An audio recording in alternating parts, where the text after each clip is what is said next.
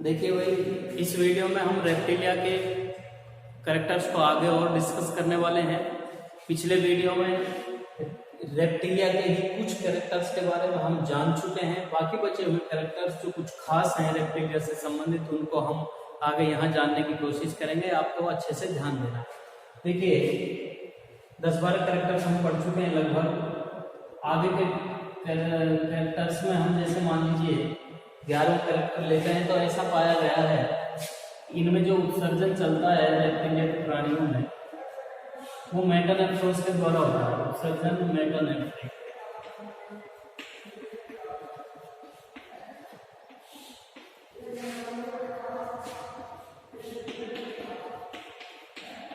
देखिएगा बिल्कुल उत्सर्जन से संबंधित कैरेक्टर एकदम डिफरेंट है। यहाँ पर हम पीसीज और एम्फीबियंस में पढ़ के आए हैं तो वहां हम बार बार डिस्कस कर रहे थे मीजोनेफ्रिक मीजोनेफ्रिक मीजोनेफ्रिक। चूंकि वो जलीय भी होते थे, थोड़े सरल थे, इसलिए मीजोनेफ्रिक के द्वारा हो जाता था।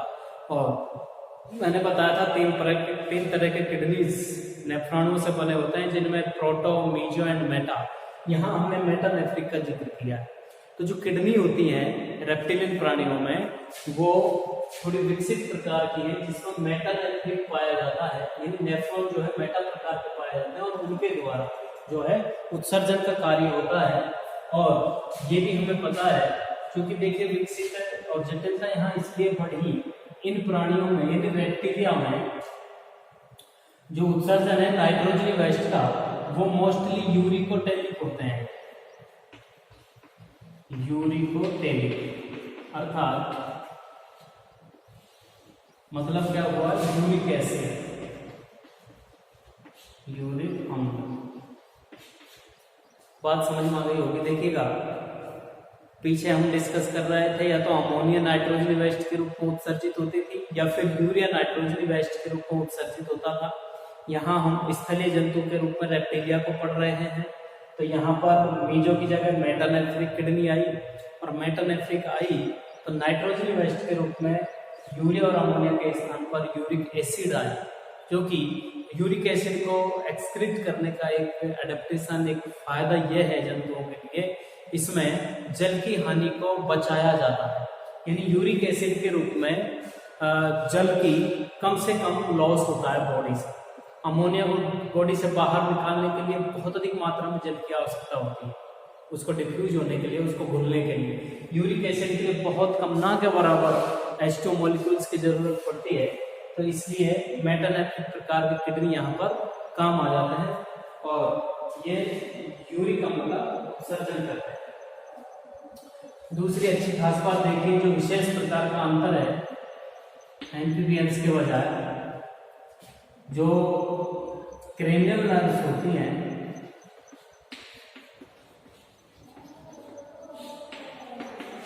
क्रेनियल तंत्रिका, यहाँ पर 12 जोड़ी होती है। यानी मस्तिष्क जो है इनका विकसित होता है। ठीक है, क्या समझे? एम्फीबियंस में हम चर्चा कर रहे थे डाइकोंडाइलिक ब्रेन होता है ना, और क्रेनियल तंत्रिकाओं की संख्या 10 जोड़ी होती है। मस्तिष्क इतना विकसित नहीं होता जितना इनका होता है। धीरे धीरे प्राणी जलीय आवास को छोड़कर स्थल पर रहने के अनुकूल हुआ। स्थल पर हम जानते हैं परिस्थितियां लगातार प्रतिक्षण हमेशा बदलती रहती हैं। ऐसी विषम और बदलती हुई परिस्थितियों में प्राणी अपने आप को एडजस्ट करता है, ढालता है। तो उसके लिए ब्रेन को बहुत विकसित होना बहुत जरूरी है, ताकि हर परिस्थिति का वो आभास कर सके, है ना। इसलिए यहाँ पर मस्तिष्क विकसित, उसके अलावा तंत्रिका जो क्रेनियल है उनकी भी संख्या बढ़ जाती है और 12 जोड़ी हो जाती है। 10 के स्थान पर 12 जोड़ी हो जाती है। मानव में भी 12 जोड़ी होती है। मेमोरीज तक हम यही पढ़ेंगे। तो यहाँ पर ये भी थोड़ा सा, और ऐसा माना गया है कि मस्तिष्क विकसित कैसे हो जाता है कि उसका जो कार्पोरा क्वाड्रिजेमिना भाग है और जो क्या नाम से मेडुला भाग है ना, अनुमस्तिष्क जो है वो सारा विकसित हो जाता है। और जो क्या नाम से नर्व कोड होती है उससे जुड़ा होता है सीधा पीछे गर्दन वाले भाग से, एटलस बोन के पास नहीं। तो ये भी एक बहुत अच्छा कैरेक्टर जो डिफरेंस पैदा करता है एम्फीबियंस को इसमें। दूसरा देखिएगा, अच्छी बात यह है कि इनमें यानी एम्फीबियंस सॉरी रेप्टिलियंस में पार्श्वरेखा तंत्र नहीं पाया जाता, पार्श्वरेखा तंत्र अनुपस्थित होता है।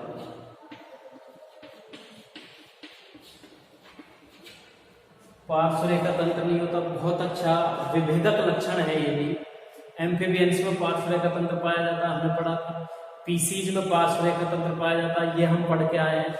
रेप्टिलियंस में पार्श्वरेखा तंत्र नहीं पाया जाता, और इसका मतलब ये है पार्श्वरेखा तंत्र जो पार्श्व में ही पाया जाता है, बॉडी के साइडों में पाया जाता है, लाइनर सिस्टम है ना। और इसका एक अपना रोल क्या है, जल में रहते हुए जंतु को तैरने में मदद करवाता है, सुविधा रहती है। बॉडी में कंपन या तरंगें जो उत्पन्न होती है वो पार्श्वरेखा तंत्र के द्वारा ही उत्पन्न होती है, जिससे वो जल में तरंगों के माध्यम से गति करता है, यानी तैर पाता है। अब ये पहले स्थलीय प्राणी जल में रहते हैं, ये तैरने की इनको जरूरत नहीं है, अक्सर रैंक कर चलते हैं, तो इसलिए पार्श्वरेखा तंत्र की भी इनको कोई आवश्यकता नहीं है, तो ये अनुपस्थित माना गया है। और नेक्स्ट कैरेक्टर में देखिएगा,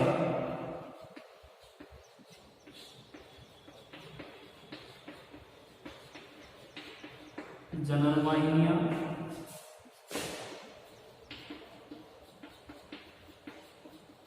मूत्रवाहिनी और आहार नाली यानी आहार। अच्छा करेक्टर है, ध्यान रखना आवश्यक।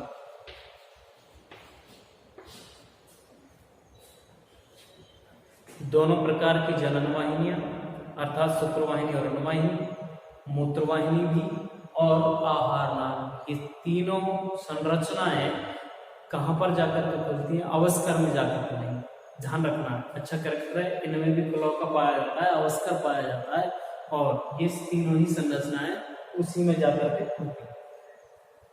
ठीक है, अब देखिएगा, हम निषेचन की बात करें तो रेप्टिलियन प्राणियों में निषेचन आंतरिक होता है।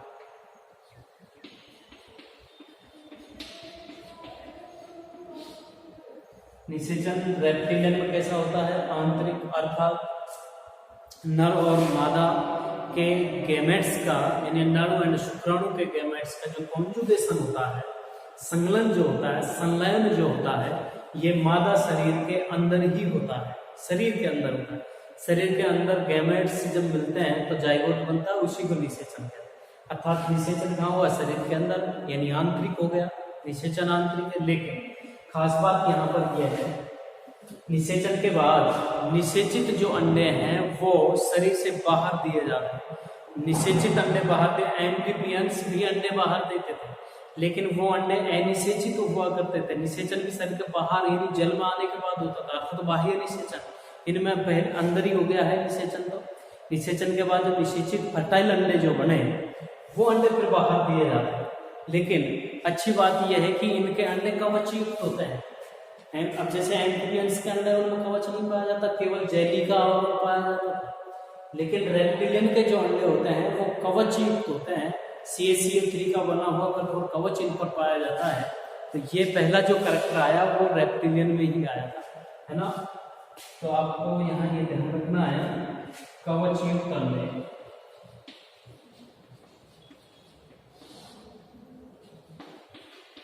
कवचयुक्त अंडे ये देते हैं, ये आपको ध्यान रखना है ना। और ये एमनियोटिक भी होते हैं, ये भी एक अच्छा कैरेक्टर है।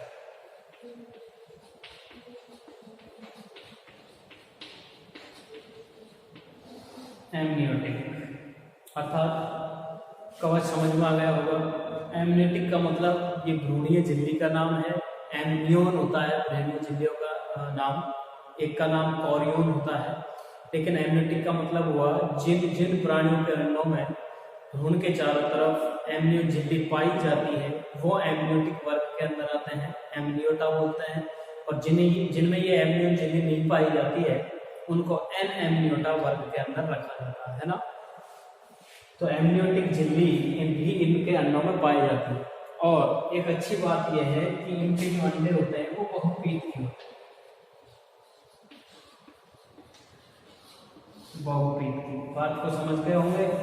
अर्थात इनके अंडों में पीतक की मात्रा अधिक पाई जाती है, अंडों में पीतक की मात्रा अधिक पाई जाती है। ये बहुत अच्छे स्पेशल कैरेक्टर आप पढ़ रहे हैं और एक एक कैरेक्टर को वर्ग विशेष के लिए आपको अच्छे से ध्यान रखना है ताकि वर्गीकरण में हम प्रत्येक वर्ग की कुछ विशेषताओं को जानकर हम पहचान कर सकें, ये जरूरी है। दूसरा देखिएगा, एक स्पेशल कैरेक्टर के रूप में हम ये कह सकते हैं कि रेप्टिलिया में जो है लार्वा नहीं पाया, लार्वा अवस्था अनुपस्थित होती है। इसका मतलब ये हुआ कि जो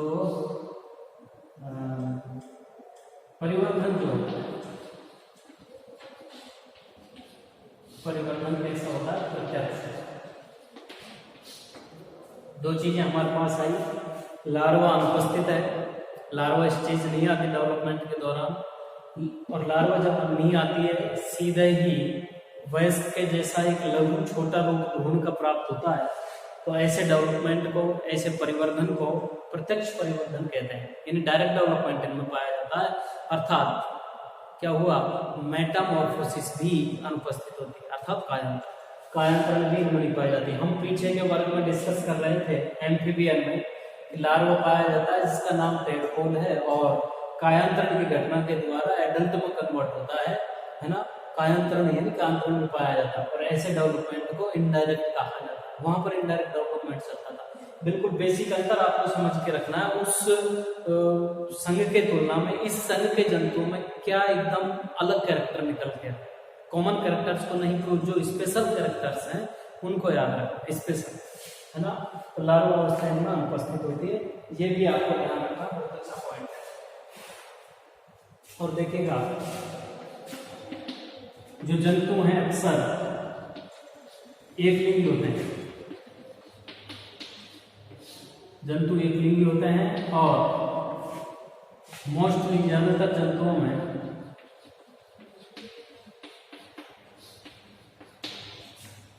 मैथुन पाया जाता है।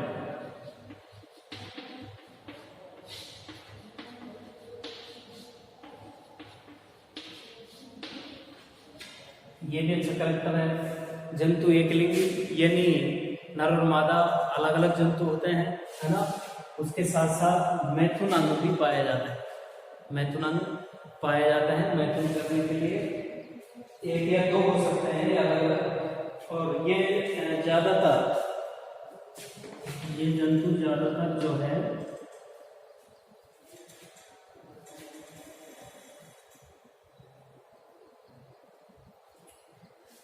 अंडज होता है।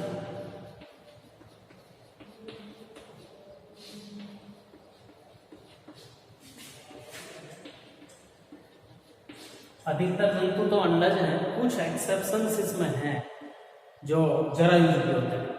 जरायुज बहुत अंडज ही होते हैं अक्सर, ज्यादातर, है ना। रेप्टिलियंस बहुविध के अंडे रखने वाले होते हैं और डायरेक्ट डेवलपमेंट इनमें चलता है, इंटरनल फर्टिलाइजेशन।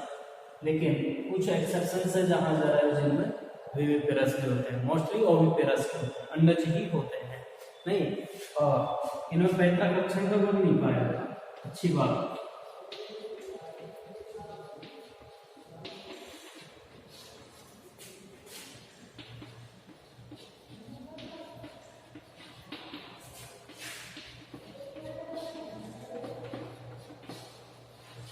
पैतृक लक्षण का कहने का मतलब है पैतृक द्वारा यानी पेरेंट्स द्वारा, जनकों द्वारा संतति का संरक्षण इनमें इतना नहीं पाया जाता है, ठीक है। मेंढक पाया जाता है तो पैतृक लक्षण दोनों।